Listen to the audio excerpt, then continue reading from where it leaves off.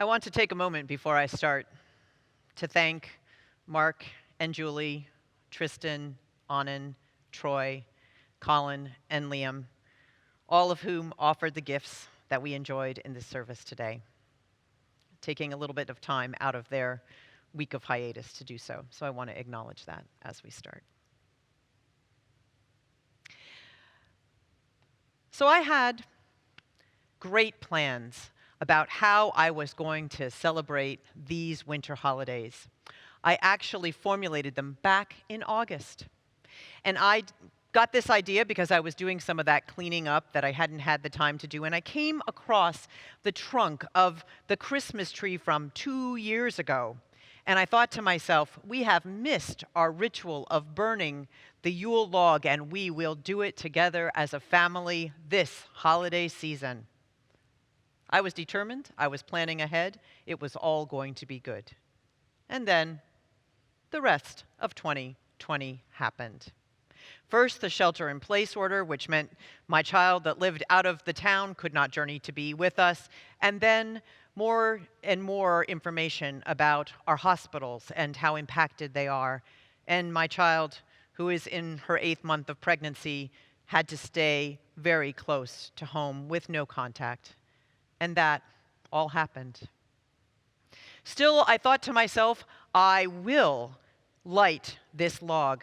So I got it out and I put it on the porch, but somehow in all the chaos of creating virtual Christmas Eve services, it never happened. So I thought to myself, well, New Year's Eve, what a great time to light this log. And so I went out, bought a fire pit, assembled it, which assembly is not one of my strong points, managed to assemble it, got the log out, got it all ready to burn on New Year's Eve, and I just didn't feel like it. So I went to bed instead. Woke up on New Year's Day and thought to myself, after my traditional trip up to Mount Diablo, which was beautiful and which you saw some images from, thought to myself, okay, I will do it on this first day of the year, and that is still part of the holiday season. So I got out the log, sawed it in half, put it in the newly assembled fire pit, assembled various other things to help it burn, and thought I would do it at the close of the day. Right before that, it started to rain. Now, I share this story with you not because it's particularly tragic, which it's not, but because I think it illustrates what we all know, which is that we are living in a time in which often we make plans and they don't go as we would want. So as we start this new year, one thing that we are noticing is that many, many people are refusing, this is quite rife on social media, refusing in any way to think about how they want to start this year. Now, whether you believe in the practice of setting intention or not, that's fine. But there are many people who are just sort of like, it's a bad year and I don't want to start it. I'm glad some things are done, but I'm not willing to have any expectations. So what I want to say about that is that I think that as people of faith, we should put aside that part of faithlessness and put aside that part of grumpiness or obstinacy, whatever it is for you particularly, and to think about how it is that we want to enter into this year. For it may be more important than ever to enter into this year as we wish to do so with intention. We are all travelers on the kind of journey that Mark Watanabe spoke about so well in our call to worship. We are all learners in the way that Linda Russell called us to be learners in this new world, because this 2021 will not be, even in its later months, a return to 2020. It will be a new world. And so we will need to let go and think about whether we want to continue to walk down the narrow streets of old habits or whether we want to journey on wider and more expansive plains, and to think about how we do that as well. Faith is a forest, and we will be traveling among the trees in this year as well, though we know there are some things that we hope at least will be different, and for that we are deeply grateful. I believe, from our particular religious tradition, that we have to be careful as people who are glad to leave behind certain kinds of prejudices and superstitions, that we don't fall victim to the ones that are implicit that we never say. One of those is that people who are good don't ever have negative feelings, or don't ever have difficult things happen to them, or don't ever feel lonely or sad or discouraged. We know that's not true in our mind, but do we know it in our heart, in our being, in our body? Sometimes I think we don't. And these end months of 2020 have pushed us all to the end of that. So I would encourage us to think about at least considering a couple spiritual paths for this new year that is before us with such promise. The promise of a vaccine, the promise of a calmer national picture, the promise that we will be able to, over time in the coming months, be back together in greater numbers together. All of these promises, and so I invite us to these paths. The first one would be patience. Patience, which any number of you have said to me is not your favorite path. It's not most people's.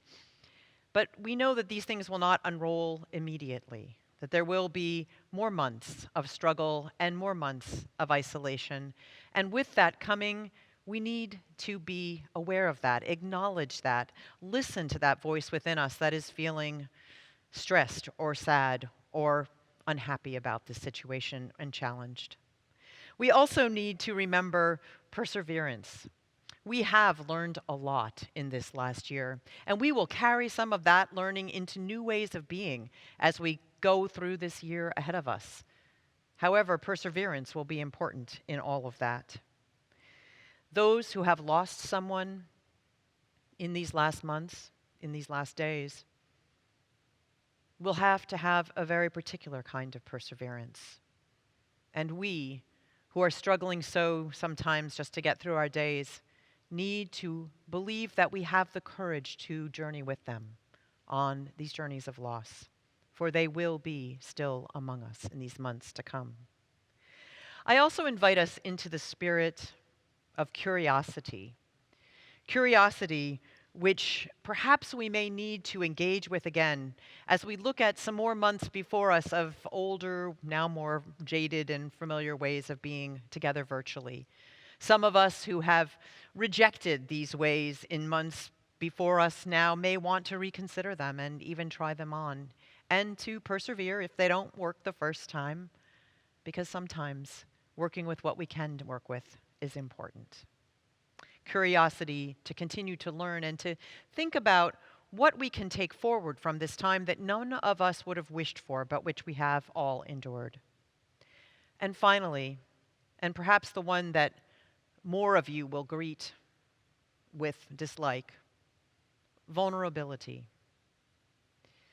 For us to continue to journey through these last months of this pandemic time, these months of economic and uncertainty before us, these months that we do not know what they will reveal, we will need to open our hearts, allow ourselves to put aside that false pride that Tennyson talked about in our hymn, and to simply allow ourselves to acknowledge that it is not a sign of weakness or moral rupture to have some sense of sadness, vulnerability, loneliness in these times, to open our hearts to being learners, new again, and to allow ourselves to feel the complexity of times that will invite us into many paradoxes as well.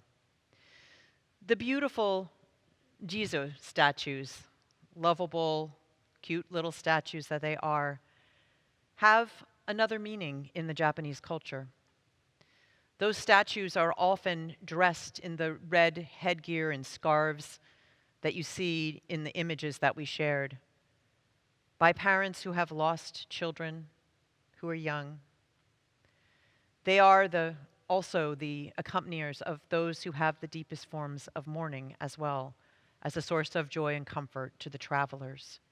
And in this image that can hold so many different things, perhaps we see the path that we must have together.